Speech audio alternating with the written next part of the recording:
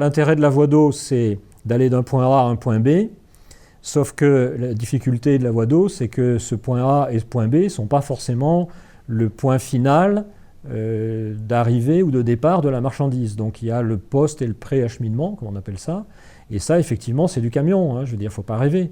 Mais donc les camions sont pas, la voie d'eau n'est pas contre le poids lourd, elle est complémentaire au poids lourd. L'idée, c'est que chaque mode de transport soit utilisé à sa pleine mesure sur le maillon où il est le plus efficace.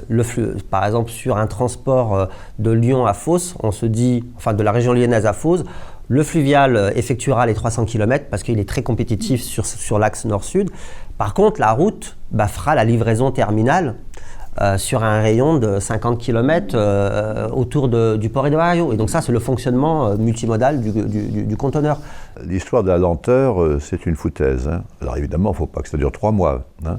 Mais que recherche un entrepreneur depuis déjà de nombreuses années? Il préfère le juste à temps que la vitesse du trajet. S'il veut, moi je veux mon conteneur le 28 à 12 heures, si on livre le 28 à 12 heures, qu'on ait passé 3 jours pour l'amener ou 2 jours pour l'amener, etc. Deuxième remarque, les logisticiens qui vous disent « Ah oui, mais ça met 12 heures pour monter de Fos ou 24 heures pour monter de Fos », ils ne regardent pas que le conteneur a passé 7 jours sur le quai sans qu'on y touche. C'est quasiment impossible pour le monde du fluvial d'arriver à avoir une audience, justement, enfin, faire parler de lui, enfin, c'est un tout petit monde. Et effectivement, le fluvial souffre du fait que c'est un petit monde.